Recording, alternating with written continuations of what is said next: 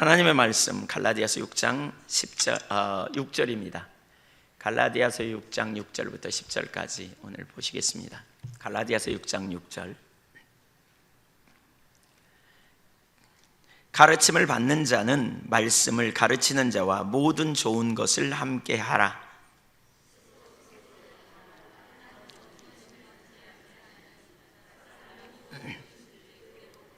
자기의 육체를 위하여 심는 자는 육체로부터 썩어질 것을 거두고 성령을 위하여 심는 자는 성령으로부터 영생을 거두리라.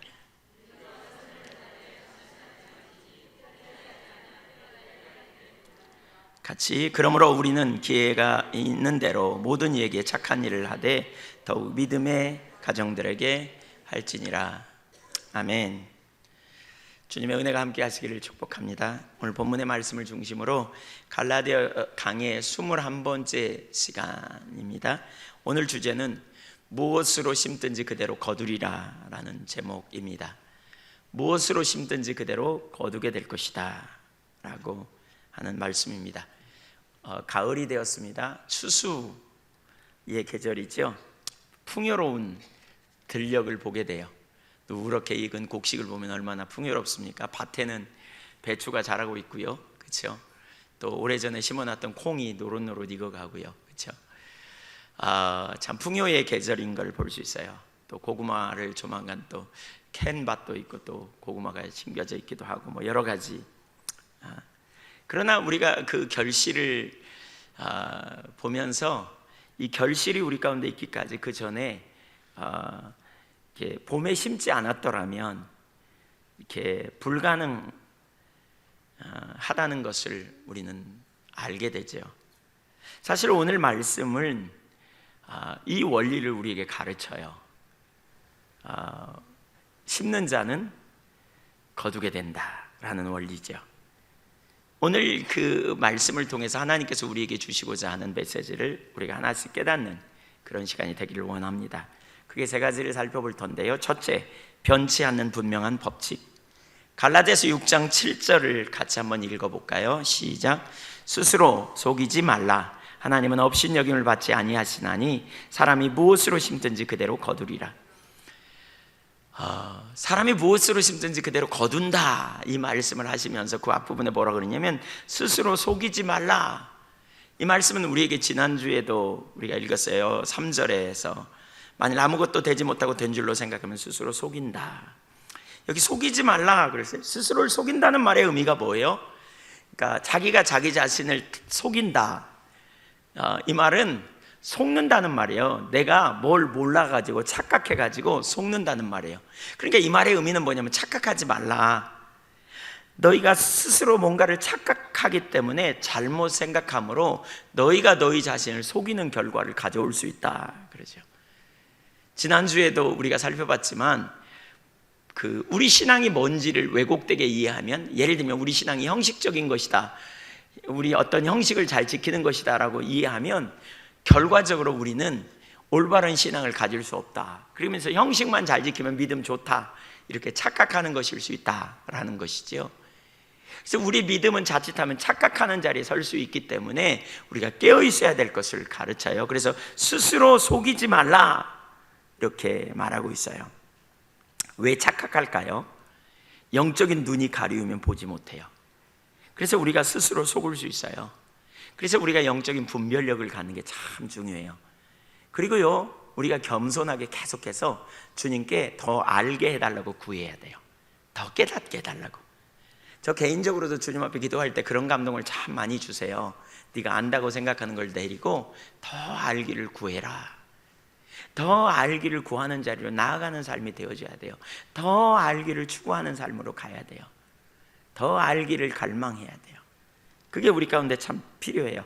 왜냐하면 우리가 아는 게 전부가 아니라는 거죠. 내가 잘못 알면 잘못된 행동을 하게 되고 잘못된 결론을 내리고 잘못된 행동을 하게 되니까 스스로를 속이게 된다는 거예요. 그럼 여기 뭘 착각했다는 말인가? 사람이 무엇으로 심든지 그대로 거둔다는 법칙을 잘못 생각하면 잘못된 결과를 가져올 수 있다는 거예요. 근데 여러분 가만히 생각해 보세요. 무엇으로 심든지 그대로 거둔다는 법칙을 잘못 생각할 리가 없다 이렇게 생각할 거예요. 왜냐하면 자연 법칙이니까. 예. 무엇으로 심든지 그대로 거두는 것, 이건 너무나 자연 법칙이 아닌가. 우리 말 속담에 콩 심은 데 콩 나고 팥 심은 데 팥 난다 그러잖아요. 콩 심으면 당연히 콩 날 줄 알아요. 콩 심어놓고 가을에 보니까 팥값이 너무 비싸. 그러니까 기도해, 팥 날 줄 믿습니다. 팥 나게 해 주시옵소서. 도른 거죠.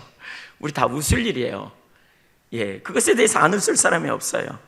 그러니까 뭘 심느냐 이게 되게 중요해요. 왜냐하면 뭘 거둘 건지를 우리가 알기 때문에. 콩을 심어놓고 팥을 기대한다면 너무너무 우스울 일이라니까요. 심는다는 거가 얼마나 중요한지 몰라요. 그래서 우리가 뭘 심느냐에 따라서 뭘 거둘 건가를 예상하면 우리가 뭘 심을지를 생각해 볼 수 있겠지요. 심는다는 것은 농사에만 해당되는 게 아니에요. 영적인 영역에서도 그럴 수 있다는 거예요. 뭘 심느냐에 따라 나중에 어떤 걸 거둘 수 있느냐, 이거를 말하고 있어요. 지금 내가 무엇을 심느냐, 그거에 따라서 나중에 뭘 거둘 수 있을지를 알게 된다는 거죠. 그 법칙을 무시하는 행위가 곧 하나님을 속이려는 행위라고 말하고 있어요. 여기 오늘 7절에 뭐라 그랬냐, 하나님은 업신여김을 받지 아니하나니 그랬어요. 하나님은 업신여김을 받지 않는다. 이 말은 뭐예요? 하나님은 속으시는 분이 아니라는 거예요. 하나님 바보가 아니라는 거예요. 하나님이 내신 법칙이 있는데 우리가 이 땅에서 뭘 심든지, 우리가 지금 뭘 심든지 나중에 그렇게 거두게 될 거다라고 말하는 거예요. 지금 내가 뭘 심든지 나중에 그렇게 거두게 될 거다. 근데 우리가 착각해가지고 지금 안 심고 나중에도 거두게 될 거야 이렇게 착각하면 안 된다는 거예요. 마태복음 25장에 보면 달란트 비유에 한 달란트 받은 사람이 그런 사람이었어요. 어떤 사람이 먼 여행을 떠나면서 한 사람에게는 5달란트, 한 사람에게는 2달란트, 한 사람에게는 1달란트를 남기잖아요. 근데 그 중에 한 사람 5달란트 받은 사람과 2달란트 받은 사람은 굉장히 열심히 일해가지고 배나 남겨요. 10달란트를 남기고 또 4달란트를 남겨요. 근데 1달란트 받은 사람은요, 땅에다 감춰요. 주인이 올 때 그걸 내놓고 뭐라 그러냐, 당신은 해치지 않고 이렇게 뿌리지 않고 거두고 심지도 않고 이렇게 거두는 사람인 줄 내가 알았기 때문에 그렇습니다. 그러죠. 예. 그러면서 땅 속에다 딱 감춰놨다는 거예요. 심지도 않고 거두고 뿌리지도 않고 거두는 분. 여러분, 하나님은 심지도 않고 거두는 분이 아니고 뿌리지도 않고 거두는 분이 아니에요. 하나님이 세우신 법칙이 자연 법칙이에요. 그래서 마태복음 7장 12절에도 너희가 남에게 대접을 받고자 하는 대로 너희도 남을 대접하라. 이게 황금률이에요. 황금률. 하나님이 세우신 법칙이 있어요. 심는 대로 거두게 된다는 거예요. 심는 대로 거두는 이 법칙을 말하는 거예요. 사실 우리 중고등학생들 때나 우리 어린아이들에게 우리 뭐 초등학생들에게 너 이 다음에 뭐가 될 거야? 라고 말하면 꿈이 막 커요. 막 대통령 될 거예요. 막 저는요 외교관이 돼서 우리나라의 외교를 잘 할 거예요. 저는 의사가 돼서 많은 사람을 살릴 거예요. 가만히 보니까 다 공부 잘해야 되는 거예요, 이거. 그렇죠? 근데 지금 그 성적표를 보니까 양갓집 도령이야. 양갓집 교수고. 무슨 말인지 모르시죠? 성적표에 수미양가예요. 양가만 있어가지고 이렇게. 현재 공부 절대 안 해. 근데 꿈은 커. 예. 제가 저 자신을 돌아가 봐도 제가 목회 초년에 신학 처음 할 때도 제가 더 지금보다 젊었을 때 더 많이 연구하고 노력해야 되는데, 더 많이 공부하고 해야 되는데, 지내놓고 보니까 그때 열심히 안 한 게 지금 다 실력이 드러나. 이렇게 한계를 정말 많이 느껴요. 더 열심히 했다면 훨씬 잘했을 텐데. 예, 꿈만 크다고 의미 없는 거죠. 이게 속는 거예요.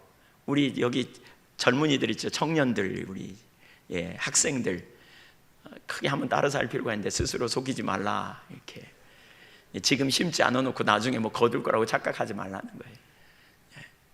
우리가 그렇게 하기가 쉽다는 거예요. 그런 걸 지금 말하는 거예요. 속이지 말라는 거예요. 근데 자신을 속일 뿐만이 아니라 우리가 하나님과의 관계에서도 지금 이 땅에서 뭘 심는지 그대로 거두게 될 것을 말하면서 지금 안 심어놓고 나중에 거두게 될 걸이라고 말하는 것은 하나님을 바보 취급하는 행위. 만으로 여기는 그러니까 하나님을 무시하는 행위라는 거예요. 그걸 말하는 거예요. 뭘 심느냐가 되게 중요해요. 내가 지금 무엇을 심고 있느냐, 그걸 말하는 거예요. 자, 그러면 구체적으로 왜 바울 사도가 이 말을 여기서, 그러니까 하나님께서 바울 사도를 통해서 이 갈라디아서 전체 내용 중에 이 뒷부분에서 이 말을 하고 있는가 하는 거예요. 그러니까 이 말의 의미가 뭔가, 우리가 잘 아는 것처럼 갈라디아서는 믿음으로 의롭게 됨에 대해서 쭉 설명했잖아요. 율법주의와 지속적인 싸움을 하면서. 그러면서 이렇게 율법의 행위로 의롭다함을 얻으려 하는 너희는 막 이런 부분을 막 말하면서 갈라디아서 3장 10절 같은 데 보면 뭐라고 그러냐, 온갖 저주 아래 놓인 자다. 율법의 행위로 의롭다함을 얻으려 하는 너희는 율법의 온갖 저주 아래 놓인 자다, 이렇게 표현해요. 율법의 모든 저주 아래 갇힌. 왜? 율법의 모든 일을 행하지 않으면 의롭다함을 얻을 수 없기 때문에. 온갖 일을 행하지 않으면, 이렇게 표현해요. 그러니까 모든 것을 다 지켜 행해야 된다, 이렇게 말씀해요. 그러니까 어떤 의미는 정말 쉽지 않죠. 그러니까 불가능하죠. 율법의 행위로 의롭다함을 얻을 육체는 없어요. 그걸 쫙 얘기해요. 그러면서 뭐라 그러냐, 너희는 이제 자유케 되었다, 이렇게 말해요. 너희는 예수 그리스도께서 율법의 행위로 의롭다함을 얻을 수 없기 때문에 너희를 위하여 십자가에 달려 죽으심으로 너희를 모든 율법의 저주에서 속량하시고, 너희를 하나님 앞에서 의롭다함을 받았다. 너희에게 죄의 문제를 해결하고 하나님과의 관계를 해결해 놓으심으로 예수 그리스도를 믿음으로 너희가 영원한 생명을 얻게 되었다. 지금 이렇게 말씀하고 있어요. 영원한 생명을 너희는 소유한 자다. 그 믿음 안에 거하는 자여, 영원한 생명을 얻은 자다 라고 말씀하고 있는 것이지요.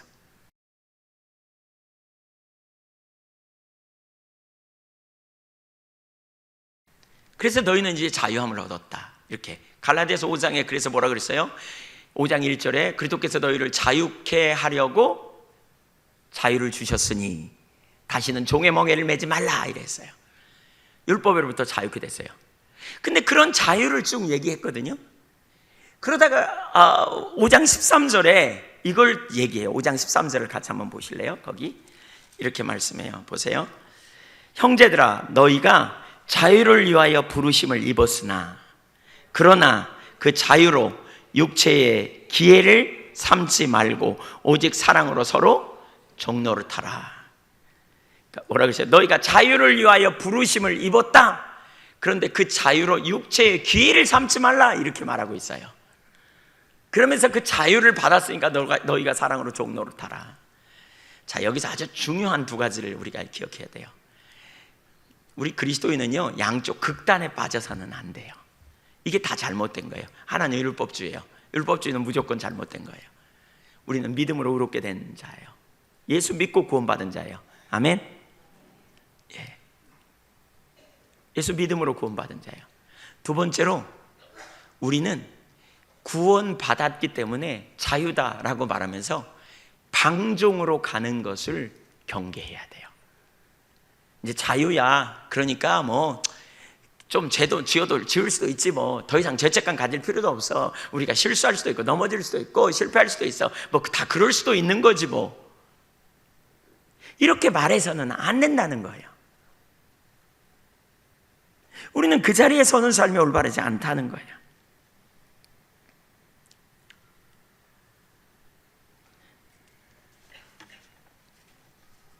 주님은요, 우리가 성화되기를 원하세요.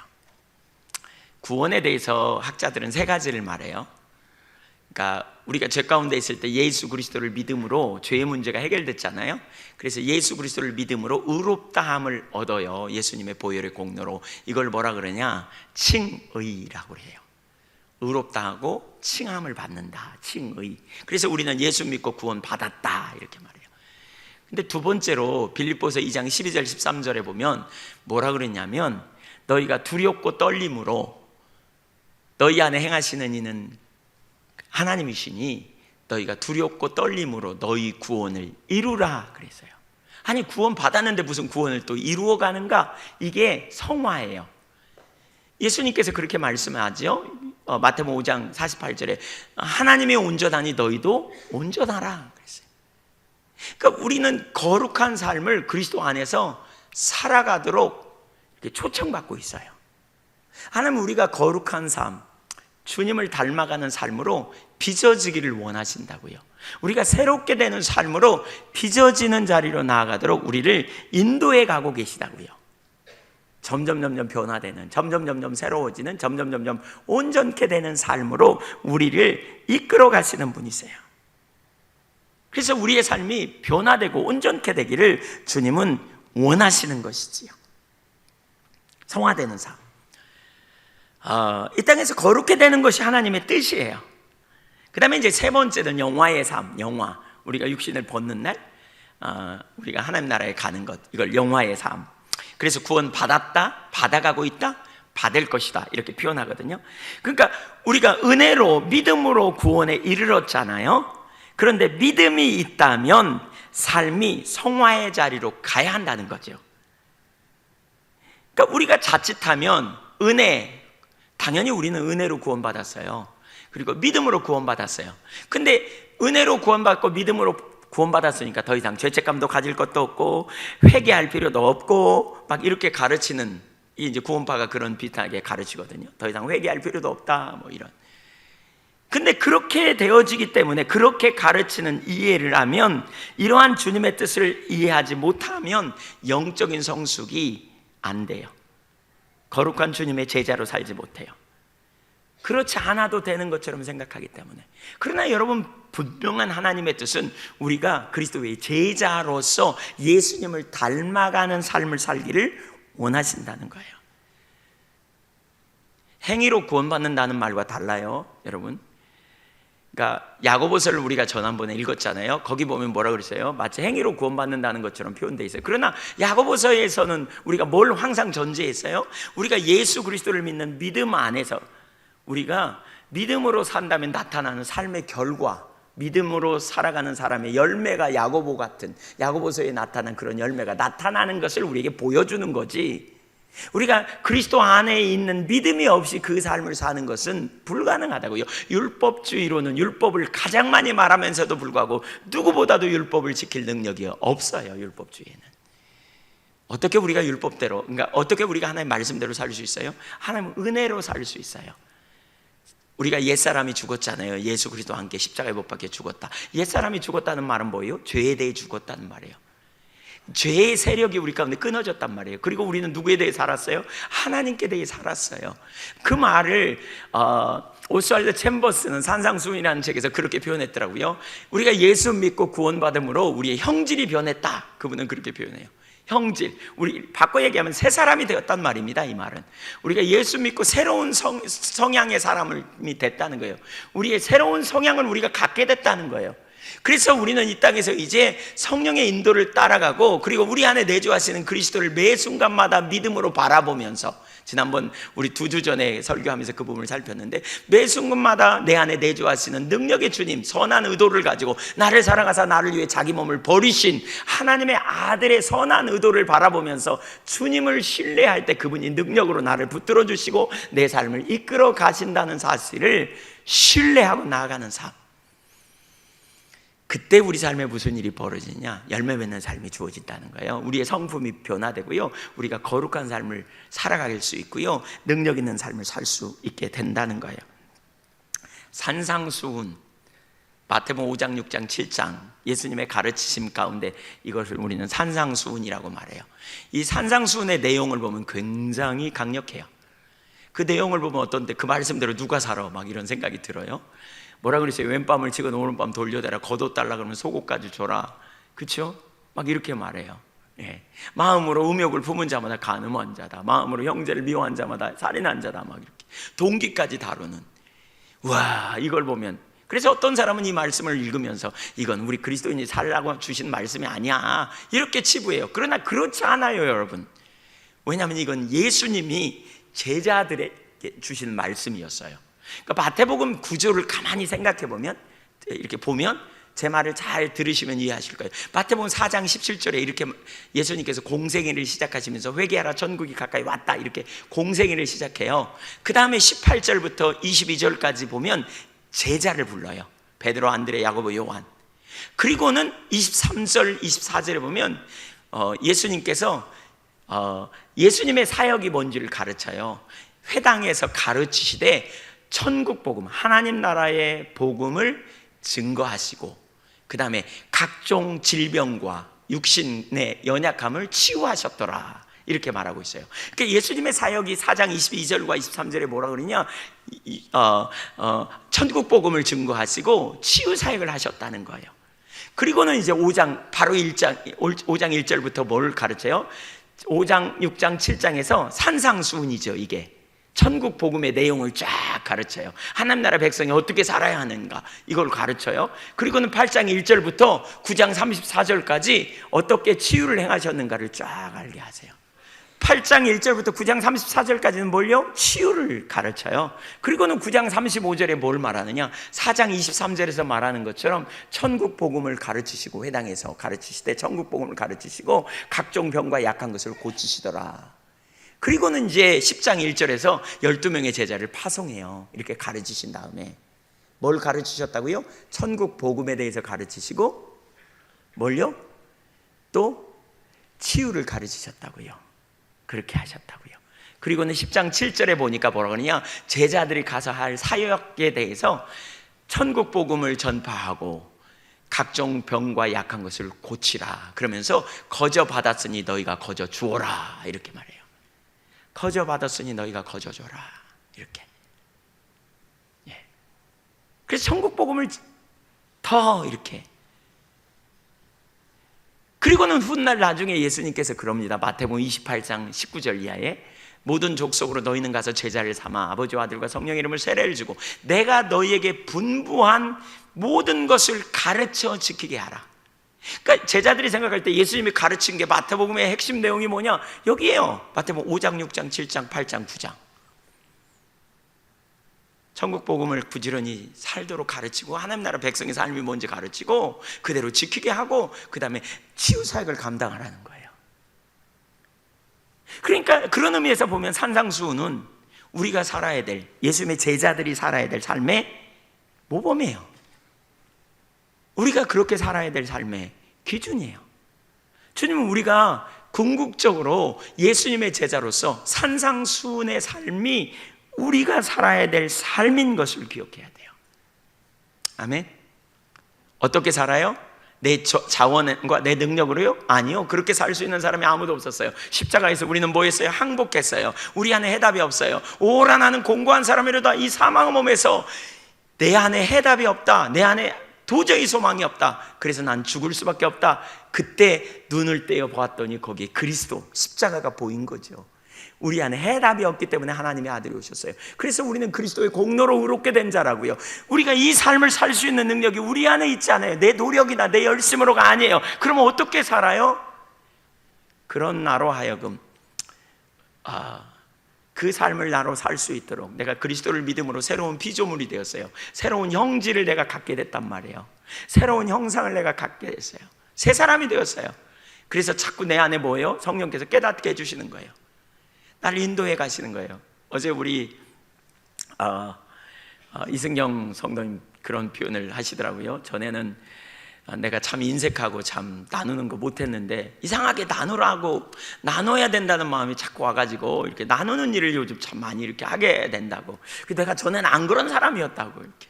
그래서 어디서 이런 게 나온지 모르겠다고. 그래서 제가 옆에 있다가 그랬습니다. 새로운 형질을 받으신 거라고, 새 사람이 되신 거라고, 성령님께서 그걸 감동하시는 거라고.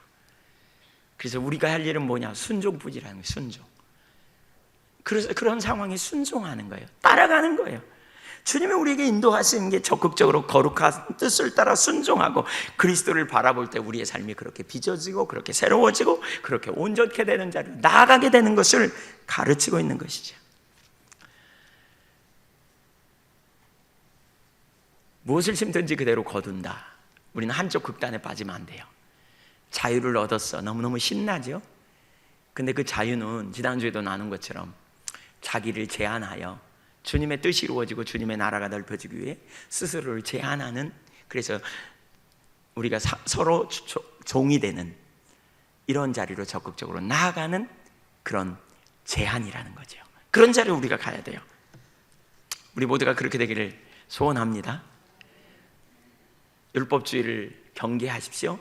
또한 방종을 경계하십시오. 방종, 육체의 자유하니까 육체의 기회로 삼지 마십시오. 과거에 제가 그런 분들을 봤어요. 육체의 기회로 삼는 분들. 자, 그 뒤에 나오니까 두 번째, 지금 무엇을 심을 것인가? 한번 따라서 보세요. 지금 나는 무엇을 심을 것인가? 8절 읽겠습니다. 자기의 육체를 위하여 심는 자는 육체로부터 썩어질 것을 거두고 성령을 위하여 심는 자는 성령으로부터 영생을 거두리라. 여기 뭐라 그러냐? 현재 우리의 삶을 농사 짓는 것으로 표현할 수 있다, 이렇게 볼 수 있어요. 우리 인생이. 그래서 육체라는 밭에 뿌릴 것인가, 성령이라는 밭에 뿌릴 것인가. 육체가 막 내게서 나에게 씨를 뿌리라고 막 요구해. 성령께서 막 나에게 뿌리라고 막 요구하셔.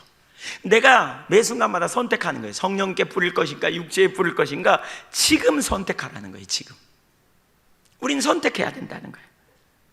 그리고 내가 뭘 뿌리느냐에 따라서 훗날 결실하게 될 것이라는 거예요.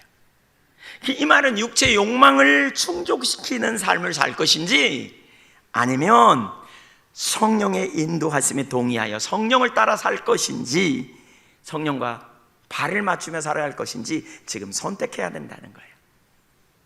그리스도인이 두 가지를 말하고 있죠. 첫째, 육체를 위하여 심는 삶. 이것은 육체의 소욕을 따르는 삶입니다. 육체의 욕망을 만족시키는 삶에서 나타나는 결과는요, 썩어질 걸 거둔다. 8절에 보니까 그렇게 말하고 있어요.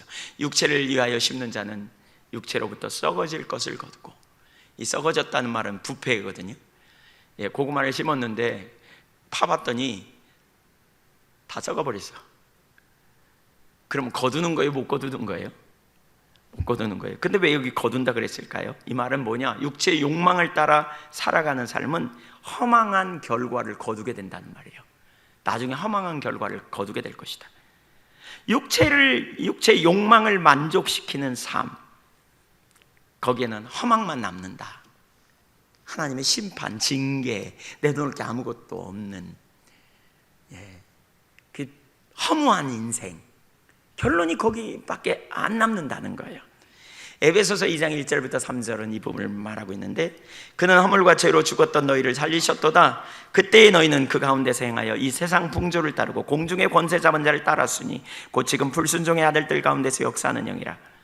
전에는 우리도 다 그 가운데서 우리 육체의 욕심을 따라 지내며 육체와 마음에 원하는 것을 하여 다른 이들과 같이 본질상 진노의 자녀이었더니. 1절을 보면 허물과 죄로 죽었던 너희를 살렸다, 이렇게 말했어요. 예수 믿기 전에 우리의 상태는 허물과 죄로 죽었던 자인데요, 2절 올려줘 보세요, 방송실. 2절, 그때의 너희는, 그러니까 예수 믿기 전에 그 가운데서 행하여 이 세상 풍조를 따랐다 그랬어요. 이 세상 풍조를 따랐다는 말이 뭐예요? 세상 사람들이 사는 원리, 세상 사람들이 추구하는 가치관, 세상 사람들이 살아가는 삶의 방식, 세상 사람들이 기뻐하는 것, 내 마음이 원한, 그러니까 좋은 것, 그걸 따라 산다는 거예요. 그러니까 가치관이 뭐냐?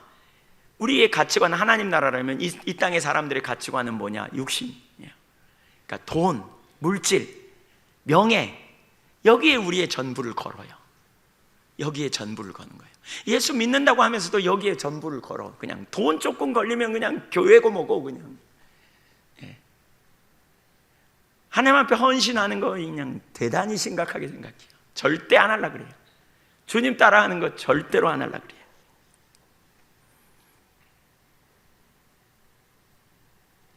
그 뒤에는 누가 있느냐? 원수 마귀가 있다는 거예요.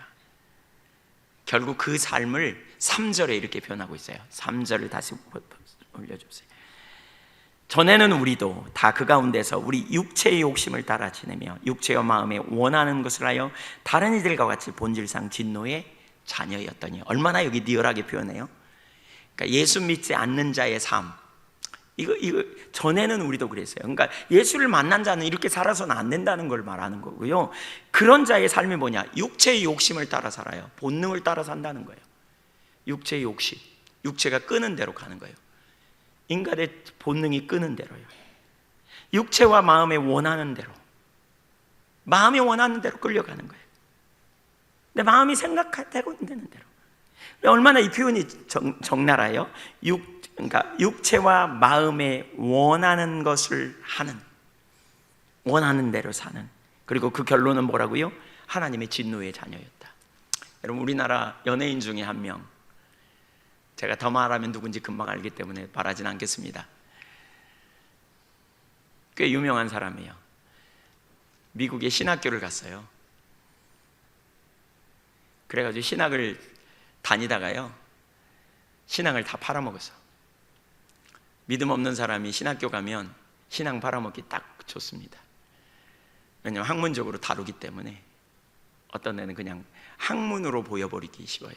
그래서 신앙 팔아먹고 나와가지고 한 말이 하나님 없다, 무신론 얘기예요.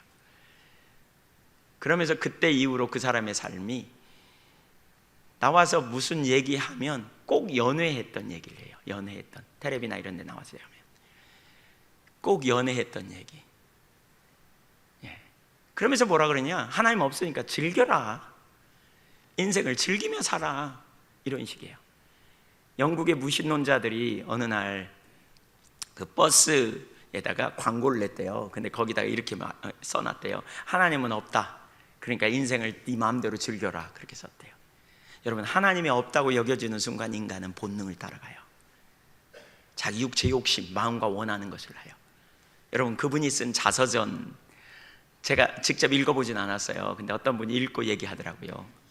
그 아까 제가 말한 연예인, 그분이 쓴 자서전을 썼는데요, 그 자서전의 전체 내용이 뭐냐면, 자기가 인생을 살아가면서, 일생을 살아가면서, 그분이 60이 넘었는데 살아가면서 만난 여자들 이야기로 다 채워져 있대요. 여자들 이야기로. 그는 이혼도 했을 뿐만이 아니라 그 이후에도 수없이 많은 여자들을 만나는, 마치 여자를 많이 만난 게 자기 자랑인 것처럼 하나님 없는 삶을 살아가는 인생, 결국 본능을 따라가는, 쾌락을 추구하는, 자기를 기쁘게 하려는 자리로 가버리는, 마음과 육체에 원하는 것. 어쩌면 우리가 성적인 문제를 상당히 민감하게 다뤄요. 도덕적으로도 세상적으로. 그럼에도 불구하고 성적인 그러한 이야기들, 성적인 자극을 주는 이런 것들은요, 우리 눈을 자극하고 우리 본능을 자극하는 그러한 산업은 없어지지 않아요. 영화나 심지어 음악이나 소설에서도 그게 들어가지 않으면 절대로 히트칠 수 없는, 하나님 없는 삶은 본능을 쫓아가기 때문에 돈 많이 버는 이야기, 성적인 쾌락을 추구하는, 본능을 자극하는 이야기들, 마음과 육체에 원하는 것을 하는, 오늘날에도 너무나 많은 그리스도인들은 그 자리에, 심지어 그리스도인들마저도 이 자리에 가게 된다는 거예요. 술을 마시고 육체의 본능을 쫓아가고, 그러니까 살아가는 삶이 곧 육체를 위하여 심는 거예요. 계속 시간을 거기다 투자하고 물질을 거기다 투자하고, 그렇죠? 우리 인생을 거기에 투자해요. 그냥 기회만 있으면, 기회가 없어서 그렇지, 누구만 안 보면 그냥 아무렇지도 않다는 듯이 너무나 쉽게 빨려가 버리는, 본능과 쾌락을 추구하는 세상적인 가치관, 물질주의적인 가치관, 온갖 제약이 여기서 나오는, 남들이 갖고 있으면 자기도 기어이 가져야 하는 세상적인 가치관, 육체를 따라 심는, 물질을 부지런히 거기다 사용해요. 시간을 사용해요. 거기에 우리의 모든 인생을 거기다 걸어, 그냥 전부를 걸고 가는 거죠.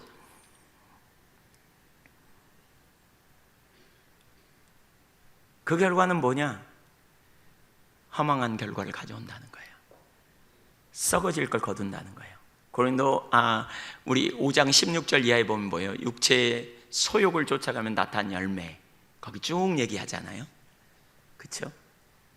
예, 음란함, 방탕함, 허망함. 결과적으로 5장 21절에 이런 일을 행하는 자는 하나님의 나라를 유업으로 받지 못하리라. 하나님 안 계신 것처럼 행동하는, 하나님을 조금 더 경외함이 없는, 거기에 물질을 드리고 삶을 드리고 시간을 드리고, 사실 그게 주인이지요. 그게 내 삶의 통치자가 되는 거죠. 육체를 위하여 심는다면 심각한 결과를 갖는다니까요. 거기서 돌아서야 돼요. 우리는 그리스도 안에서 새로운 피조물이고 하나님께서 우리를 온전케 하셨으며 우리를 새롭게 하셨다는 사실을 기억해야 돼요. 에베소서 4장 11절 이하에 보면 교회에 대해서 말해요.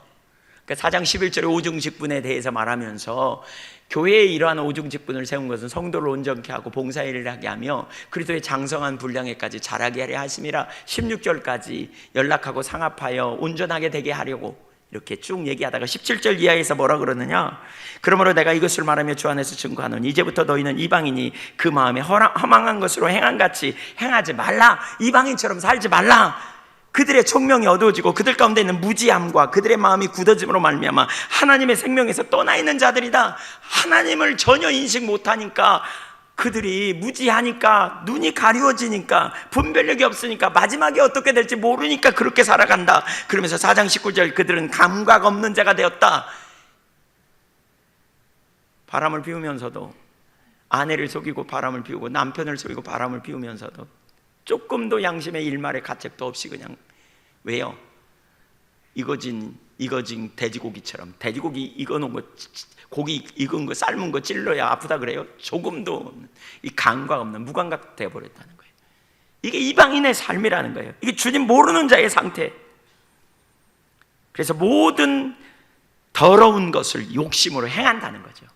더러운 것, 비정상적인 것, 이게 육체를 위하여 심는 거예요. 그러면서 20절에 오직 너희는 그리스도를 그같이 배우지 아니하였느니라. 진리가 예수 안에 있는 것 같이 너희가 참으로 그에게서 듣고 또한 그 안에서 가르침을 받았을진데, 뭐예요? 예수님이 너희의 죄의 문제를 해결했다. 너희의 모든 죄로부터 너희를 자유케 하셨다. 너희를 죄로부터 돌아서게 하셨고 너희를 그리스도 안에 새로운 피조물로 만드셨다. 너희는 새로운 형질을 가진 자다. 너희는 새로운 성향을 가진 자다. 너희는 주님이 놀랍게 새롭게 하시는 역사를 이뤘다. 너희는 더 이상 죄에 매여 있을 수가 없다. 성령께서 너희를 인도하셔서 이제 새로운 삶, 하나님과의 관계 안에서 새로운 피조물의 삶을 너희는 살게 될 것이다. 이 부분이에요. 그러니까 너희가 매 순간마다 유혹의 욕심을 따라 썩어져가는 구습을 따르는 옛사람을 벗어버려라. 자꾸 벗어버리라. 그런 욕망이 올 때마다 자꾸 끊고 대적하고 파해라. 떠나라. 이렇게 말합니다. 23절 오직 너희의 심령이 새롭게 되어 하나님을 따라 의와 진리의 거룩함으로 지으심을 받은 새 사람을 입으라. 너희의 심령이 예수 그리스도 안에 새 사람이 되라는 거예요. 사실 우리가 예수 믿음으로 우리가 새 사람이 된 존재예요. 그래서 어떻게 해요? 그 진리를 따라 여기 의와 진리의 거룩함으로, 그 말은 진리로부터 나오는 의와 거룩함을 의미하거든요. 모든 생활 가운데 바르게 하고 세상으로부터 떠나 하나님께 속한 삶으로 악에 물들지 않는 성결한 삶, 이 삶을 살라는 거예요. 이 삶을. 그리고는 4장 25절 이하에 구체적으로 말해요.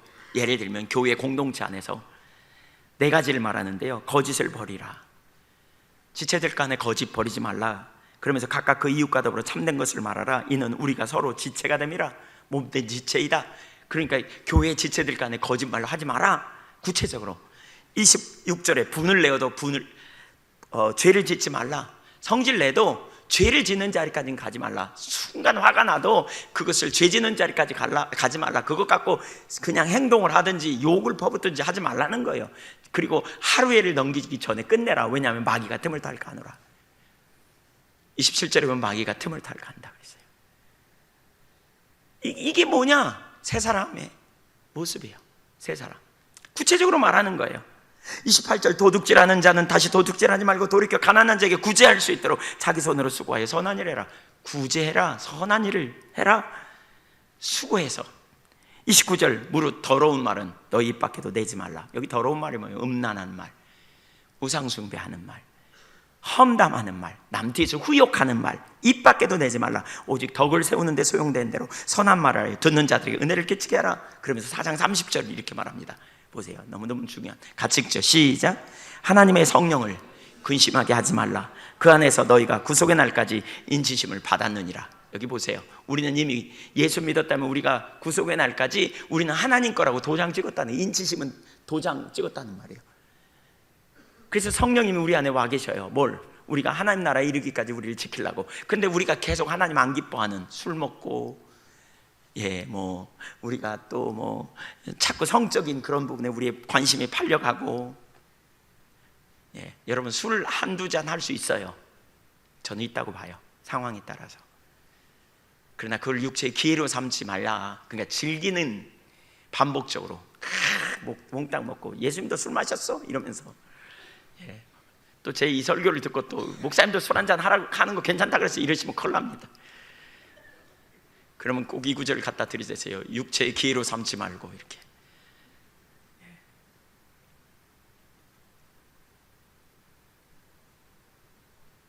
물질주의적인 가치관, 쾌락을 쫓아감, 그런 영역에 육체의 소욕을 쫓아가요. 계속 노세 젊어지는 새 놀거지면 못 노나니, 그런 사고가 사실 그 부분과 연결이 있죠. 그렇게.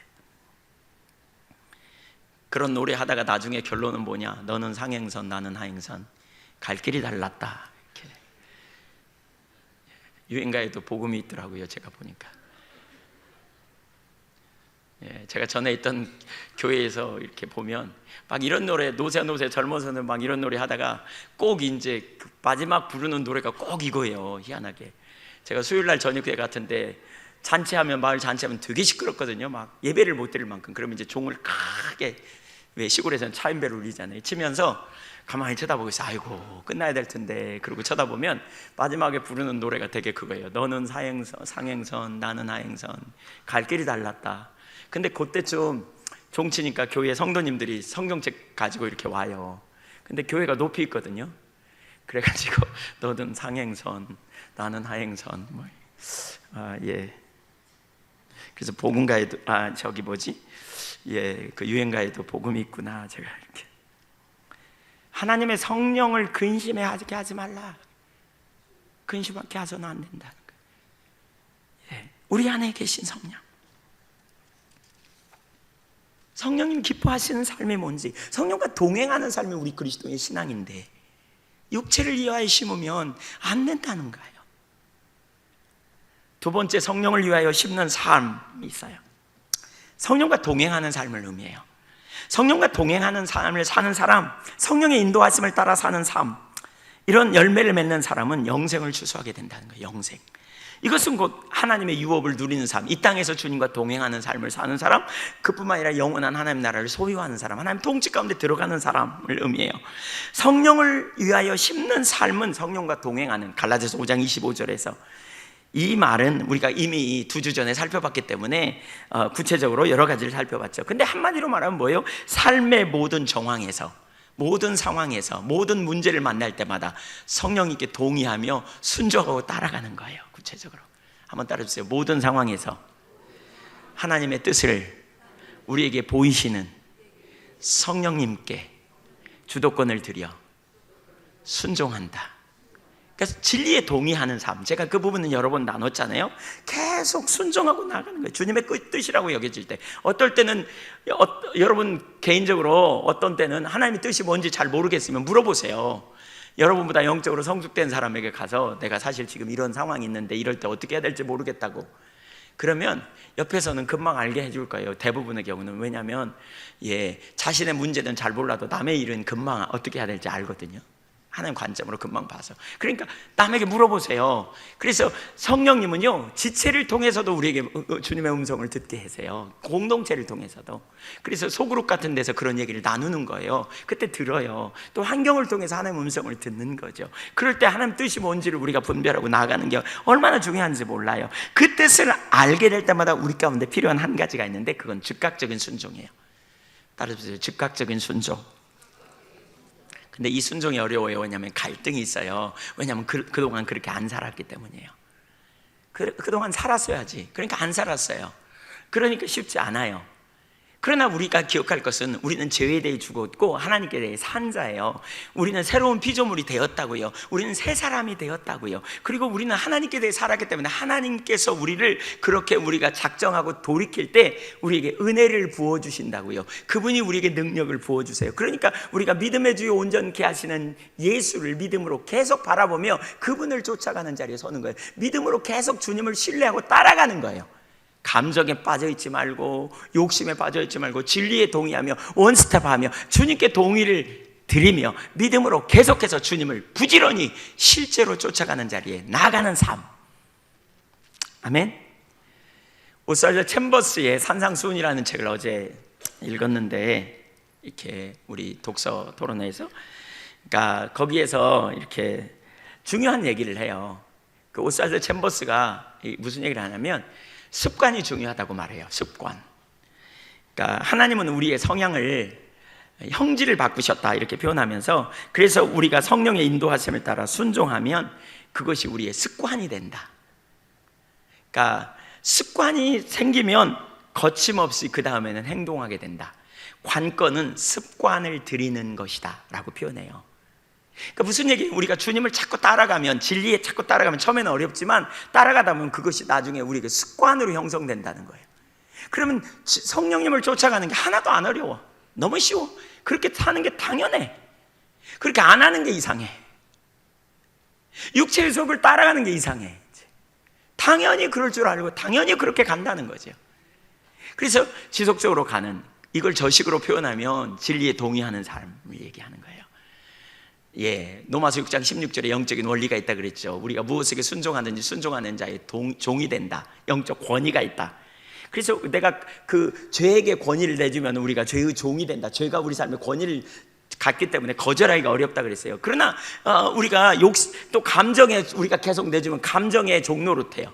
그러나 여러분, 옛 본성에서 나오는 죄와 욕심은 십자가에 못 박혔어요. 그러니까 우리가 이걸 염두에 두고요, 그 감정도 못 박혔음을 기억해야 돼요. 하나님부터 오지 않은 비정상적인 감정, 이걸 못 박혔어요. 그렇기 때문에 우리가 그것을 믿음으로 의지하고 진리에 동의하여 원스텝하면 가는 거예요. 잘 안 되면 할 수 없을 것 같으면 그것은 죽었다고 선포하고 믿음으로 원스텝하며 가는 거예요. 그러면 옛 그 죄가 우리의 삶의 권위를 가지고 있던 게 깨지고, 옛 감정이, 우리의 그 우울한 감정, 낙심케 하는 감정, 뭔가 나는 안 될 거라고 하는 부정적인 감정이 깨뜨려지면서 우리 삶에 뭐가요? 올바른 믿음, 진리가 우리 삶에서 권위를 갖고, 그것이 다음부터 올 때마다 습관처럼 거기서 벗어나요. 어떤 상황을 바라볼 때도 마찬가지예요. 내가 일어나는 삶의 현장을 바라보면서 이 관점이 되게 중요해요. 오스왈드 챔버스가 그 책에서 아주 귀한 얘기를 하더라고요. 이렇게 말해요. 우리가 기도할 때 하나님은 우리의 환경을 바꾸는 게 아니고 기도하는 사람의 관점을 바꾼다. 그러니까 다른 관점으로 보는 거예요. 정말 중요한 게 이거거든요. 우리에게 일어나는 환경을 다른 관점으로 봐요. 하나님 관점으로 보면 아무것도 아니에요. 내 관점으로 봤더니 죽을 것 같아요. 때로는 어떤 때 제가 교회를 생각하면 염려가 생기고 근심이 생깁니다. 아이고, 어떻게 되나, 정말 변화가 될까. 한 사람이 변화되는 건 기적적인 일이잖아요. 우리 힘으로 안 되잖아요. 근데 정말 안 변하는 것 같아. 그렇게 가르치고 힘을 써도 안 변하네. 아이고, 이래갖고 뭐가 될까. 그러다가 하나님 찾으면요, 하나님의 관점으로 보여요. 저 사람을 바꾸는 분은 주님이신데 내가 아둥바둥 할 필요가 없다. 내가 그것 때문에 고민할 필요가 없네. 왜? 주님이 하실 건데. 나는 믿음으로 신뢰하고 지금까지 인도하신 분도 하나님이신데. 여러분, 이 두 가지 얼마나 이 관점이 순식간에 전환된 줄 아세요? 그러니까 이런 관점을 계속 갖고 이렇게 서기 시작하잖아요. 반응하기 시작하잖아요. 그게 습관이 돼요. 그래서 어떤 일이 벌어지면 내 관점으로만 보는 게 아니고 하나님 관점으로 보는, 이게 습관이 돼요. 그래서 다른 관점으로 봐. 믿음의 눈으로 봐. 그러니까 자꾸 뭐예요? 대수롭지 않게 여겨져요. 아무렇지도 않게 생각돼요. 사람이 말하는 것에도 별로 섭섭하지 않아요. 왜? 하나님 관점으로 그 상황을 보기 때문에. 저 사람이 무슨 의도로 말했나? 저 사람이 나를 왜 그렇게 생각하는가? 아니요. 하나님 관점으로 보면 뭐예요? 내게 해당되면 고치면 되고, 아니면 아니라고 말하면 되고. 하나님 관점으로 보는 거예요. 더도 덜도 생각하지 않아요. 이게 습관이 되는 거예요. 이게 습관. 전에 제가 어떤 분들에게 잘못해도 말을 잘 못했습니다. 아이고, 저렇게 하면 안 되는데 나중에 좋을 때 얘기하지. 잊어버려요. 근데 지금은 그렇지 않습니다. 제가 어떤 사람들에게 받아들일 자세가 돼 있는, 특별히 교회에서 뭐 교회 우리 스태프들이나 뭐 이렇게 얘기할 때 제가 뭐가 아니라고 생각될 땐 즉각 나눕니다. 왜? 제 마음에 미운 마음이 없고요, 또 제가 말하는 건 그분을 뭐 지적하는 것도 아니고 하나님 기준 가운데 올바로 서는 게 올바른 걸 아니까. 교회에 있어도 마찬가지인 것 같아요. 뭐가 올바른 기준인가를 바로 나눌 수 있는.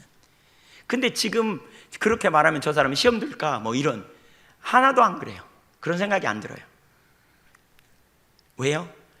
사람에 대한 두려움이나 그런 생각이 제게 내려졌어요. 습관처럼. 이해하시죠? 뭐가 진리냐? 그걸 습관처럼 하는 거예요. 나중에 습관이 되면 어떻게 돼요? 그냥 당연히 그렇게 해요. 누가 섭섭한 마음이 들면 당연히 내가 뭐 하느냐? 용서를 선포하고 축복하고, 그리고 집중적으로 축복해요. 그 사람 좋은 마음으로 대하기 시작해. 전에는 한번 삐지면 뒤끝 장렬해가지고 막 여러 시간 가, 여러 날 가. 그냥 봐도 고개 맨날 돌리고 막 1년 가. 근데 이제 그거 끊었어. 내가 그렇게 하기로 작정했어. 예를 들면 진리를 따라갈 거야. 성령 기뻐하신 일이 뭔지 내가 갈 거야. 그래가지고 믿음으로 원스텝 하며 실제로 가는 거예요. 가다 보니까 어느 날 그게 습관이 됐어. 그래서 누가 나한테 그렇게 해도 이제 뭐 안 가, 몇 시간 안 가. 금방 끝내버려. 축복하고 해결하고, 주님이 아시니까. 그리고 아니면 아니라고 말하고, 좋은 마음으로.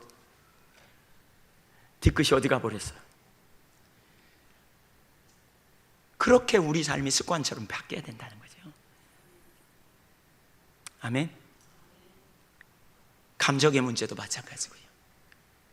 능력이 강력한 역사가 있는, 진리가 무엇이냐에 따라 원스텝하면 실제로 나아가는 거예요.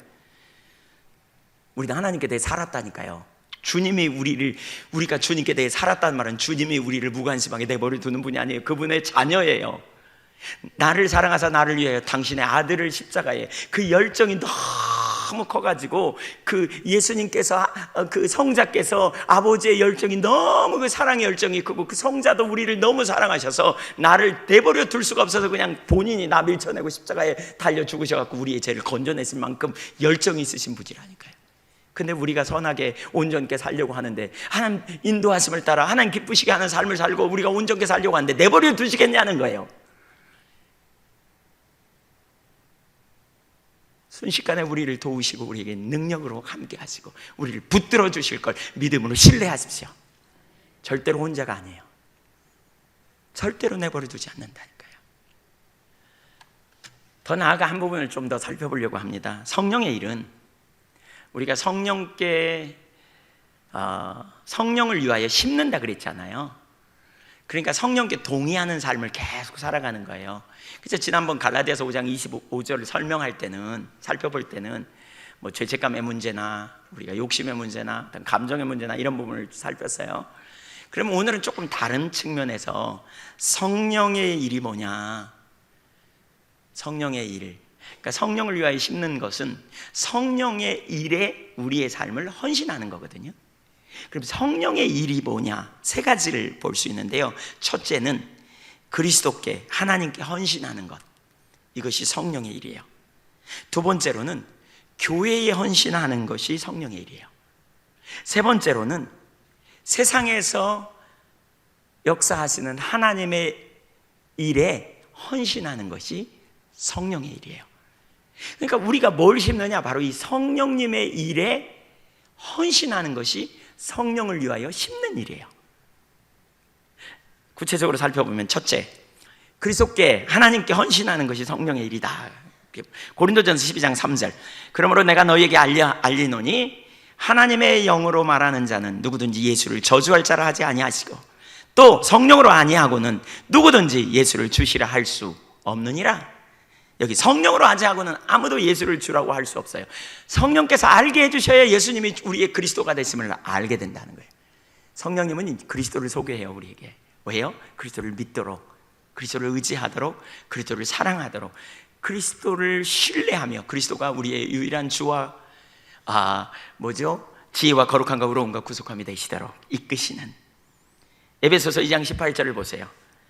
이는 그로 말미암아 우리 둘이 한 성령 안에서 아버지께 나아감을 어떻게 하리 하심이라. 하나님께 나아가는 그 일을 이루시는 분이 누구냐? 성령님이세요. 아바 아버지라, 아빠 아버지 이렇게 부르지며, 아빠 하나님을 이렇게 부르며 달려가도록, 친밀한 사랑의 관계, 그 사랑의 관계 안에 있기를 원하는, 세계의 야빠라는 말이요, 여러 나라 언어가 비슷하더라고요. 지난번에 어디 갔는데, 캐나다에 갔는데, 원래 원주민들이, 캐나다 원주민이 어땠는가 뭐 그런 유적지가 있는데, 근데 거기서 꼬마가 자기 아버지를 불러요. 근데 아빠 그러는 거 있죠.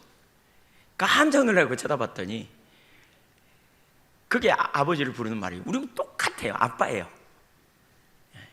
물어보니까 어린아이가 아빠를, 자기 부모를 부를 때 그렇게 부른대요. 아버지를. 동일한, 그러면서 친밀한 관계, 친근한 관계, 이거. 근데 성령께서 우리로 하여금 하나님과 친밀한 사랑의 관계로 이끄시는 거예요. 하나님이 누구인지 우리에게 알게 하시고, 그 하나님과 친밀한 교제로, 사랑의 관계로, 하나님이 먼저 우리를 사랑하셨음을 알게 하실 뿐만 아니라 우리가 그 하나님을 친밀한 사랑 안에 거하도록 우리를 인도해 가시는, 그게 성령님의 일이에요. 여기 성령님의 일이 뭐냐? 우리로 하나님께 헌신하라는 말은 나누어지지 않는 한 마음으로 우리가 하나님을 사랑하도록 초청하시는 거예요. 우리가 나누어지지 않는 한 마음으로 하나님만 사랑하도록. 그래서 야고보서 4장 5절에 보면 더 분명히 볼 수 있는데, 같이 읽어볼까요? 시작.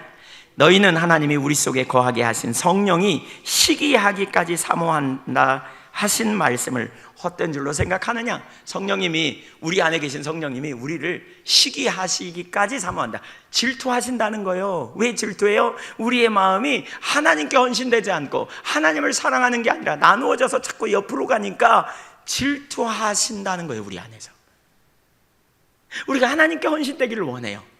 뭐가요? 우리의 마음이요. 이 말은 뭘 얘기해요? 우리의 시간을 하나님 하는데 더 써야 된다는 거예요.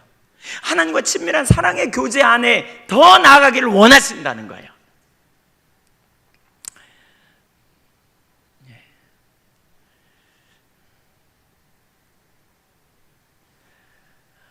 하나님 우리를 얼마나 사랑하시는지 지금 이렇게 나누고 있어요.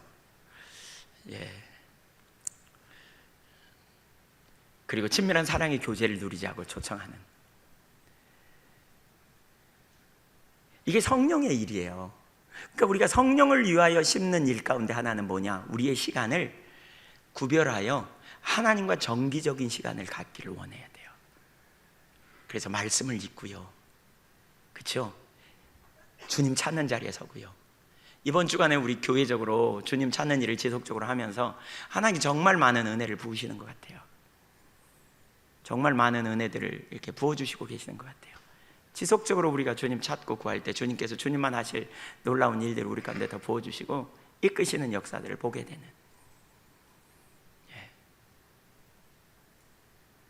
그 시간 앉아서 텔레비 보거나 우리가 뭐 이렇게 딴 일, 근데 우리의 우선순위가 그래요. 말씀을 읽고 하나님 찾는 자리에 우리의 삶을 드리는, 이게 성령을 위하여 심는 거예요. 주님을 알기 원하고 사랑으로 나가도록 이끄시는, 한 마음으로 주님을 알기 원하고 찾을 때, 그때 우리가 주님이 우리 안에, 주님이 우리가 주님 안에 거하는 친밀한 사랑의 교제가 이루어지는, 이 삶이 되어지는, 그 삶으로 우리를 초청하는 거죠. 두 번째로, 성령의 일은 교회에 헌신케 합니다. 교회에 헌신케 하는 게 성령의 일입니다. 교회의 시작은 오순절 마가의다락방 성령으로 말미암았거든요. 성령이 임하시면서 성령 교회를 세우시고요, 교회를 인도하십니다. 사실 교회는 비밀입니다. 그래서 에베소서에 뭐라 그랬어요? 머리가 그리스도이고 몸은 교회인데 그 머리 대신 그리스도의 뜻을 담아내는 게 교회다. 그러면서 머리와 그리스도의 친밀한 관계. 그래서 주님은 그 교회를 말하면서 신비, 비밀이라고 말하고 있어요. 이 땅에 주님이 오셨을 때 마태복음 16장에 두 가지 비전을 가지셨는데 그 중에 하나는 뭐예요? 인류를 구속하기 원하는 구속사적인. 두 번째 뭐라 그랬어요? 그 비밀이 뭐라고요? 두 번째, 교회를 세우기 원했어요. 음부의 권세가 이기지 못하는 교회. 그래서 교회가 세워지는 것을 하나님은 얼마나 기뻐하시고 원하시는지, 교회 공동체가 얼마나 소중한지, 교회가 정말 잘 세워지는 게 얼마나 중요한지, 그리고 교회가 역할을 감당한다면 정말 놀라운 일을 이룰 수 있는. 근데 교회가 세워지되 성령님께서 교회를 세우기 원하세요. 그래서 초대교회 처음 일꾼을 세울 때요, 성령 충만한 사람을 뽑아요. 왜요? 성령 충만해야만 교회에 헌신할 수 있고요, 교회의 일을 감당하려면 성령으로 충만해야 되거든요. 그래서 사도행전 6장 3절에 보면 형제들아 너희 가운데 성령과 지혜가 충만하여 칭찬받는 사람 7을 택하라. 우리가 이 일을 그들에게 맡기리라. 맡기고 라고 말하죠. 성령과 지혜가 충만한 사람, 교회 일꾼을 뽑을 때 성령과 지혜가 충만한 사람이에요. 성령 충만한 사람이 교회 일을 잘 감당할 수 있는 거죠. 성령은 교회를 세우는 것을 원하세요. 교회에 헌신하기를 원하세요. 또 사도행전 5장에 보면 아나니아와 삽비라 사건이 나오잖아요. 성령님은 교회를 세우기 위해 아나니아와 삽비라에게 구제를 위하여 헌금을 감동하신 것 같아요. 구제하는 일을 위해 아나니아와 삽비라는 성령의 감동을 따라 여분의 땅, 어쩌면 자기에게 충분한 그런 여분의 땅을 팔았던 것 같아요. 그리고 그 땅을 주님께 드리기로 작정했던 것 같아요. 그런데 그의 마음에 욕심이 작동해요. 그래가지고 그 중에 땅값 일부를 얼마를 감춰요. 그리고는 드리니까 베드로가 그 순간에 그 성령이 충만해가지고 베드로가 이렇게 말하죠. 어찌하여 네가 성령을 속이느냐? 성령을 속이느냐? 그러니까 팔기 전에도 네 거였고 판 후에도 네 거였는데 어찌하여 성령을 속이느냐? 결국 교회를 주관하시고 교회를 세우시고 교회 가운데서 인도하시는 분이 누구냐? 성령이에요. 감동을 주시고 그들이 헌금하는 것도 그렇고 다 이게 뭐예요? 성령님과 관련되어 있는. 근데 성령을 속였다는 거예요. 사실 성령님은 교회에 헌신하게 우리를 이끄세요. 성령을 위하여 심는 일 가운데 하나가 뭐냐? 교회에 헌신해야 돼요. 특별히 오늘 본문은, 제가 지난주와 오늘 본문은 교회 공동체에 깊이 관련이 있다 이런 표현을 했는데 6절을 한번 보십시오. 6절과 10절 두 절은요 바로 교회에 헌신하는 이 부분과 관련해서 다루고 있어요. 6절을 같이 읽어보죠. 시작. 가르침을 받는 자는 말씀을 가르치는 자와 모든 좋은 것을 함께 하라. 이 말씀의 의미는 뭐예요? 가르치는 자와 배우는 자 사이에 허물없는 사랑의 관계를 주문해요. 여기서 함께 하라는 말은 뭐냐? 물질을 나누라 이런 의미거든요. 가르치는 자의 필요를 채우라 이런 의미이기도 해요. 그러니까 이 말의 더 깊은 의미는 뭐냐면 말씀을 존중히 여기라는 거예요. 권위 아래 들어가라, 권위를 인정하라, 세우라. 사실 이게 교회를 세우는 거죠. 그래서 교회에 헌신하는 중요한 한 부분은 뭐냐? 말씀을 가르치는 자의 권위 아래 들어가는 것이고 그 선포된 메시지를 존중히 여기며 그 말씀 앞에 서는 것이고, 그렇죠. 가르치는 자와 배우는 자 사이에 허물 없는 사랑의 디아코니아, 교제가 이루어지는 삶을 나누는 이 삶을 의미하고 있어요. 교회 안에 말씀의 권위가 세워질 때 올바른 가르침이 있고 교회가 잘 세워지게 되는. 두 번째로는 10절을 보죠. 시작. 그러므로 우리는 기회 있는 대로 모든 이에게 착한 일을 하되 더욱 믿음의 가정들에게 할지니라. 기회가 되는 대로 선행을 베풀라. 긍휼과 자비를 베풀어라. 사람들에게 은총을 베풀어라. 동정을 베풀어라. 근데 무엇보다 믿음의 가정들에게 먼저 해라. 곧 교회 공동체 안에서 교회 지체들에게 먼저 해라 이 말입니다. 여러분, 주님은 편협하신 분으로서 너희끼리만 잘 먹고 잘 살아 이러신 분입니까? 절대로 그렇지 않습니다. 주님은 모든 사람을 사랑하라고 말씀합니다. 근데 여기서 이 구절에서 왜 이렇게 말할까요? 교회가 세워지는 게 성령의 일이거든요. 교회가 세워지는 게.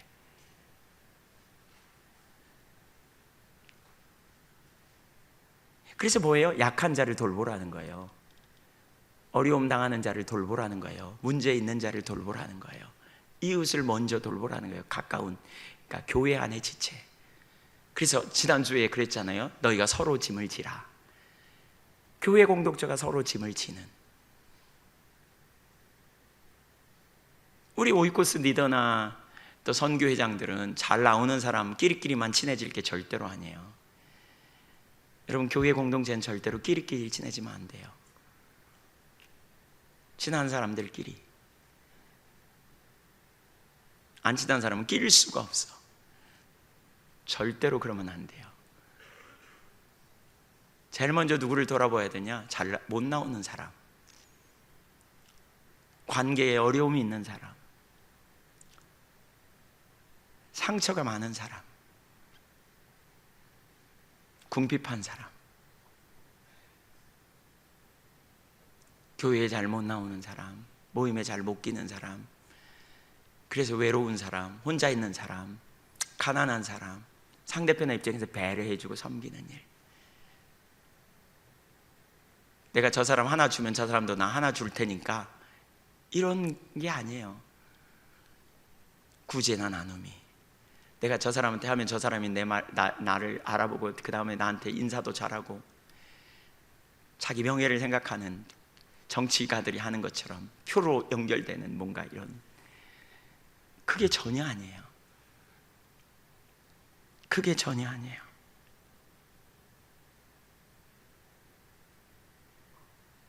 서로, 어떤 분들이 이렇게 생각해요. 나 어려운데 왜 나 안 도와줘? 여러분, 그것도 올바르지 않아요. 여러분이 먼저 섬기세요. 어려우면 서로라 그랬어요. 서로 짐을 지라 그랬어요. 근데 교회 안의 지체, 그럼 왜 먼저 교회 안에를 말할까요? 요한복음 13장 34절에 보면 새 계명을 내가 너희에게 주노니 너희가 서로 사랑하라. 너희가 서로 사랑하면 다른 사람이 너희를 보면서 너희가 바로 내 제자구나, 그걸 알 거야 그랬어요. 교회 안에 이런 사랑이 넘쳐야 돼요. 이게 성령의 일이에요. 그래서 성령으로 심는다는 말은 바로 그 일을 위해 우리 삶을 드려야 돼요. 구체적으로 시간을 드리고, 물질을 드리고, 우리의 인생을 드리고, 우리가 소중한 것들을 나누는 거죠. 성령을 위하여 심는 삶, 구체적인 삶. 세 번째, 세상에서 행하시는 하나님의 일에 헌신하는 것이 성령의 일이에요. 사도행전 13장 2절부터 5절을 보면, 주를 섬겨 금식할 때 성령이 이르시되 내가 불러 시키는 일을 위하여 바나바와 사울을 따로 세우라 하시니 이에 금식하며 기도하고 두 사람에게 안수하여 보내니라. 교회가 있어요. 그들은 교회 안에서 헌신했을 거예요. 서로 사랑하고 나누고 부조하고, 또 예루살렘 교회 어려움이 있대. 그랬더니 그들이 뭐 했어요? 구제비를 얻어가지고 예루살렘 교회에 보내기도 하고, 교회 안에서 끼리끼리 너무너무 친했어요. 근데 어느 날 성령께서 뭐라 그러냐? 두 사람을 따로 세우라. 바나바와 바울. 그리고 뭐냐? 내가 세상에서 이룰 일을 위하여 저들을 따로 세우라는 거예요. 결국 그래서 세상을 향해 보내요. 두 사람. 누굽니까? 바울과 바나바. 그랬더니 그들이 누구의 보내심을 받아? 성령의 보내심을 받아.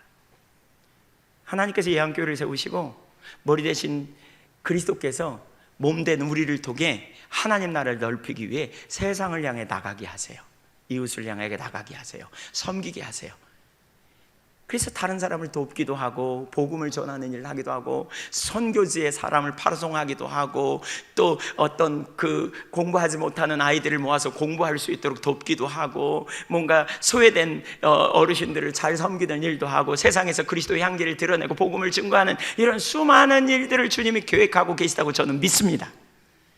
하나님 나라의 부흥을 위해서 부흥의 세대로, 중보기도로 우리에게 그 부흥의 비전도 주셨고요, 소외되고 가난하고 또 상하고 찢긴 그런 자들의 치유를 위해 주님께서 예한교회를 치유센터로 세우시겠다고 비전을 주셨고요, 그러한 일들을 위해 열방의 복음을 전하는 일로 주님께서 주님의 교회를 세우셨다고 말씀하셨고, 우리가 그러한 비전을 가지고 주님의 교회를 따라갈 때 여기에 성령께서 주도권을 가지고 일해 가실 때 여기에 사람이 필요하고, 여기에 물질이 필요하고, 여기에 열정이 필요하고, 여기에 기도가 필요하고, 여기에 부지런히 그 일에 여러 모양으로 협력이 필요한,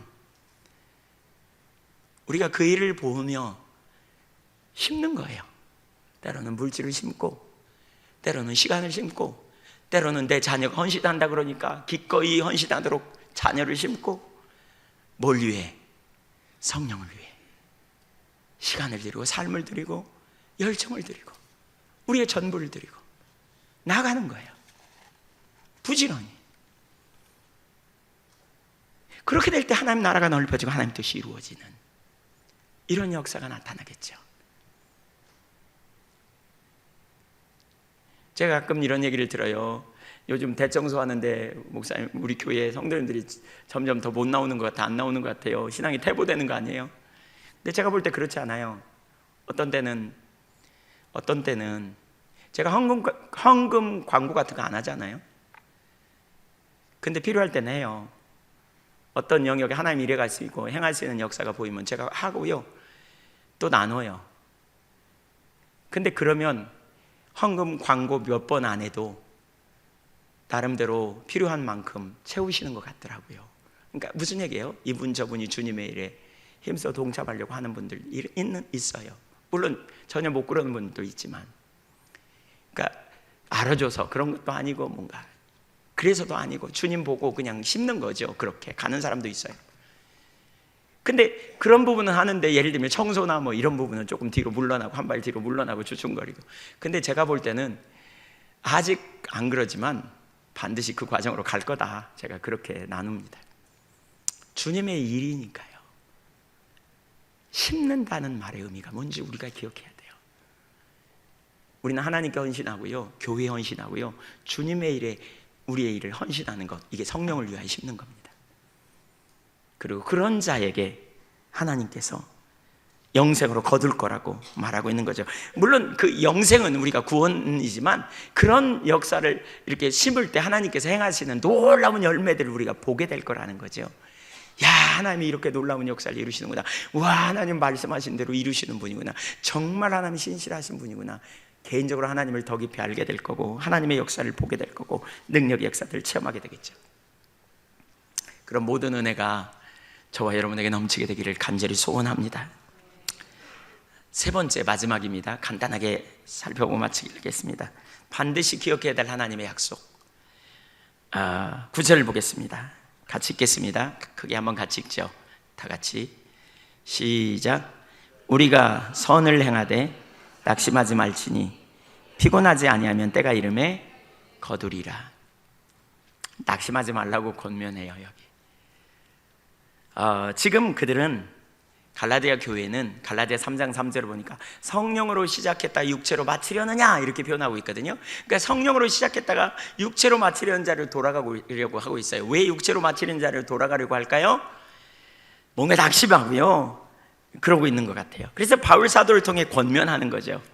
우리가 왜 보통 낙심하죠? 여러분, 왜 낙심합니까? 이유가 분명해요.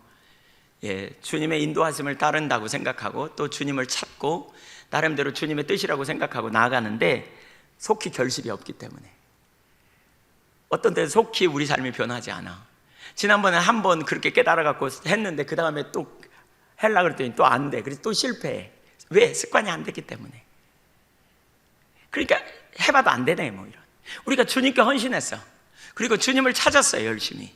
나름대로 열심히 찾는다고 찾는데 뭐 찾아도 큰 변화도 없는 것 같아. 친밀함도 없는 것 같고 뭐 해봐도 별거 없더라 뭐 이런 생각. 또 어떤 사람은 뭐 이렇게 중보기도를 해요. 가족을 위해 중보기도도 하고, 뭐 지체 중에 어려움 당하는 이웃을 위해 중보기도 하고, 저분이 잘 변화될 텐데 오이코스 리더로서 또 뭐 이렇게 교회학교 교사로서 우리 아이들이 잘 변화되고 새로워져야 될 텐데 했는데 이만큼도 변화되지 않아요. 거꾸로 가는 것 같아. 내 남편 좀 바꿔주십시오. 하나님 내 자식 좀 바꿔주십시오. 변화는커녕 더 막 강박해 막. 그러니까 낙심하고 절망해. 그런 분 알고 계신 분 손 들어보세요. 상황은 전혀 안 변하는 것 같고 환경은 점점 어려운 것 같고, 부흥을 위해 중보기도 했는데 부흥은커녕 기미도 안 보이고 조짐도 없는. 근데 우리가 성경의 원리를 이해해야 돼요. 여기 한 가지를 기억해야 돼요. 뭐라 그랬냐? 주님이 이렇게 말씀하세요. 때가 이르면 반드시 거두리라. 한번 따라해주세요. 반드시 거두게 해야 됩니다. 누구의 약속이에요? 하나님은 회전하는 그림자도 없다. 이랬다 저랬다 조석 병기하시는 분이 아니에요. 하나님은 어제나 오늘이나 영원토록 동일하신 분이에요. 하나님은 실수하지 않는 분이에요. 그분이 말씀하셨다면 반드시 그분의 때 이루시는 분이에요. 반드시 기필코 이루겠다는 거예요. 여러분이 약속을 신뢰하세요. 우주를 창조하신 하나님이 약속하신 것인데 그 일이 안 이루어질 건가? 낙심하지 마세요. 주님 따라가면서 어떤 때는 하나님께서 우리에게 하나님의 일을 이루실 때 터널을 통과하게 하신 것 같아요. 긴 터널. 저도 개인적으로 다 이렇게 경험한 터널 속에 있는 것 같으니까 죽을 것 같더라고요. 어떤 때는 터널 속에서 죽을 것 같아요. 그래가지고 제가 하나님 앞에 너무 힘들고 그래서 그 신학교 교수님한테 전화했어요. 그랬더니 교수님이 상담하는데 선생님이 그러더라고요. 저한테 기독교 고전을 읽어봐라. 근데 기독교 고전을 읽으면서 제가 깨달은 바가 있어요. 전부 다 그 길을 거쳐요. 터널을 통과해요. 주님을 알기까지 시간이 있어요. 여기 뭐라 그랬어요? 때가 되면 그랬어요. 하나님의 때는 완전하고요, 그 때가 되면 역사가 일어나요. 믿음의 6단계에 대해서 제가 전에 나눴죠. 하나님이 말씀하시면 우리가 믿음의 시작은 하나님 말씀이에요. 그러면 우리가 두 번째로 뭐예요? 삶을 조정해요. 세 번째 성취 이렇게 되면 좋겠는데 세 번째 우리를 인내의 학교에다 입학시켜요. 기다림.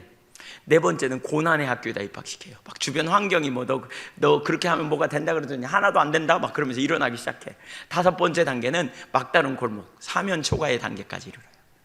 완전히 이제 끝장이다. 소망이 앞이 한 개도 안 보일 단계까지. 예수님 제자들이 예수님 따라다니는데 예수님이 십자가에 달려 돌아가셔 버렸어. 막다른 골목이죠. 끝장.